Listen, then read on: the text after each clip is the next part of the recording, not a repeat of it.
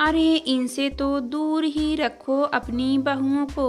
खुद की बहू ने सास को बिगाड़ दिया, अभी ये महारानी चली है हमारी बहुओं को बिगाड़ने।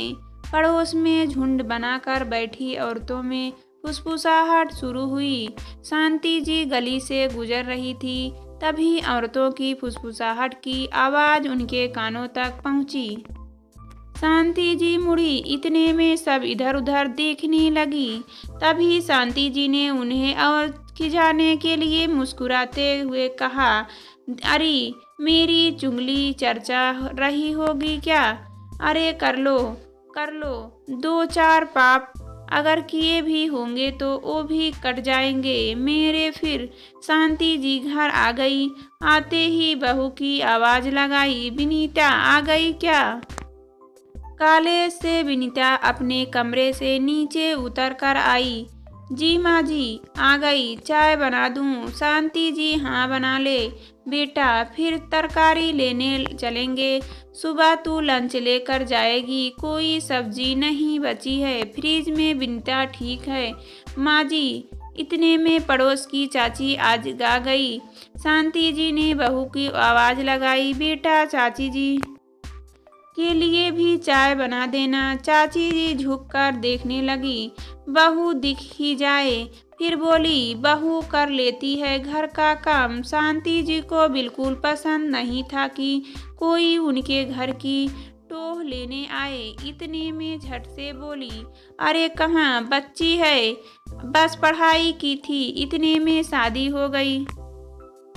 फिर यहाँ आते ही नौकरी लग गई। चाय तो मैं सुबह ही बना कर रख देती हूँ, बस गरम करके ले आएगी। चाची जी हैरान हुई है। ना जीजा रहने दो, फिर कभी पीऊँगी आपके घर की चाय। चलती हूँ, बच्चों के पापा घर आ गए होंगे। शांति जी अरे रुको, काम तो बताती जाओ, क्यों आई थी? चाची जी नहीं भूल गई। जी बाद में आऊंगी। चाची जी तो जान बचाई तो लाखों पाए जैसा सोचकर निकल गई जान छुटकर। बिनत्या अरे चाची जी कहाँ गई?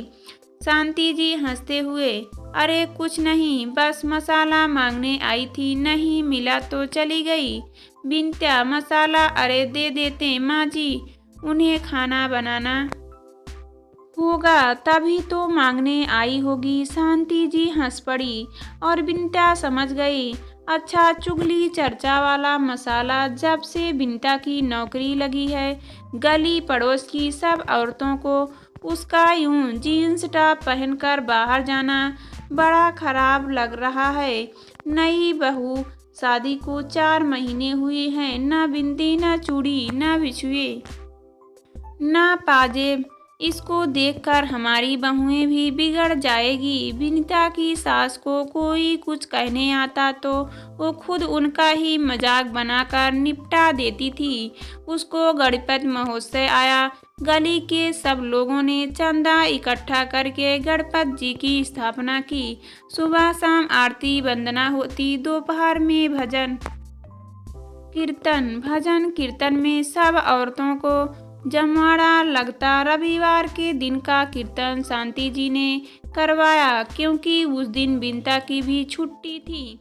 सबकी नजरें यह देख रही थी कि शांति जी की नई बहू आज भी जीन्स में आएगी। नीचे अकेले अकेले लोगों को तो शांति जी भाग देती थी, आज क्या बोलेगी। इतने में शांति जी और उनकी बहू दोनों सूट पहनकर नीचे आई और चाय देने लगे सबको। तो सबके मुंह खुले रह गए। औरतों में खूब फुसफुसाहट हुई, लो बहू ने सास भी बिगाड़ दी। अगले दिन प्रसाद वितरण के वक्त बिनता और शांति जी ने पड़ोस की फैक्ट्री में काम करने वाले मजदूरों के बीच बच्चों को पहले बुलाया और खाना खिलाया। चाची जी की बहू ने बिनता से कहा, अच्छा किया बिनता, वरना ये बच्चे बेचारे त्योहार पर भी मुंह ताकते रहते हैं। लोग बचा चुका इनके घर दे आते हैं, कोई इंसानियत से नहीं खिलाता। बिनता मेरी सास माँ ऐसी नहीं है। इतने में चाची जी ने अपनी बहू की तरफ आंखें निकालते हुए बहू को बिन्टा से दूर खड़े होने का इशारा किया। शांति जी ने देख लिया और कहा, अरे बहू रहने दो, हम तो सास बहू बदमाश हैं, तुम्हें भी बिगाड़ देंगे। जाओ तुम्हारी सास माँ के साथ बैठो। चाची जी ना कुछ कह पाई थी न चुप रह पाई थी, अपनी बहू को लेकर चली गई पंडाल से। गणपत विसर्जन बड़ी धूमधाम से हुआ। बिन्टा और शांति जी ने साथ में डांस किया। उनको देख गली की और बहुएं भी नाचने लगी। इतने में पड़ोस की ताई जी ने शांति जी से कहा, ये क्या कर रही हो शांति? घर की बहुएं सड़क पर नाचती अच्छी लगती हैं क्या? शांति जी ने झट से जवाब दिया, जी जी बुरा मत मानना, पर ये बताओ तुम और मैं यहाँ पैदा हुई थी क्या? हम भी बहुएं हैं। क्या हुआ हमारी बहुओं ने अपने मन की कर ली तो? ताई जी तुम ठीक नहीं कह रही हो। तुम अपनी बहू को बिगाड़ो, हमारी बहुओं को बख्श दो। बहू की तानाशाह ने तुम्हारी बुद्धि पर पत्थर डाल दिए हैं। अब शांति जी को गुस्सा आया। उन्होंने झट से बोला, अगर मैं अपनी बहू को कैद करके रखूं तब भी तुम जैसी बहू घर तुड़वाने वाली बहू की प्यारी बनकर हमारे घर कलेश करवा देती। अब तो मुझसे बर्दाश्त नहीं हो रहा। जाओ ले जाओ अपनी बहुओं को। ताई जी लाल शर्म तो है नहीं, सास नंबरी बहू 10 नंबरी। शांति जी हाँ हूँ, मैं तुम्हारी तरह भेड़ बकरियों की जिंदगी नहीं जीती, न अपनी बहू को जीने दूंगी। हम किसी गिनती में तो आते हैं, तुम अपनी फिक्र करो। शांति जी की बेकार की हाजिर जवाबी ने फिर से सबके मुंह बंद कर दिए। दोनों सास बहू को देखकर बाकी बहुओं ने भी कुछ पल के लिए अपनी भेड़ बकरी वाली जिंदगी को भुलाकर खूब डांस किया। ये कहानी किसी गांव की नहीं, देश की राजधानी दिल्ली की है।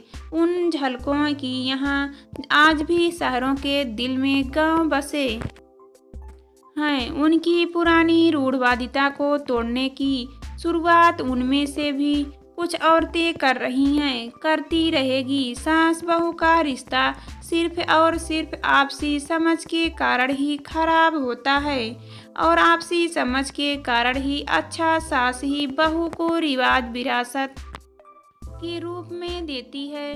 जो रिवाज किसी को आगे बढ़ने से रोक दे, उन रिवाजों को बदलना ही ऐसा ही होगा। एक काम एक सास करेगी तो बाकी लोग भी सीखेंगे। एक बहू करेगी तो हो सकता है उसे दबा दिया जाए।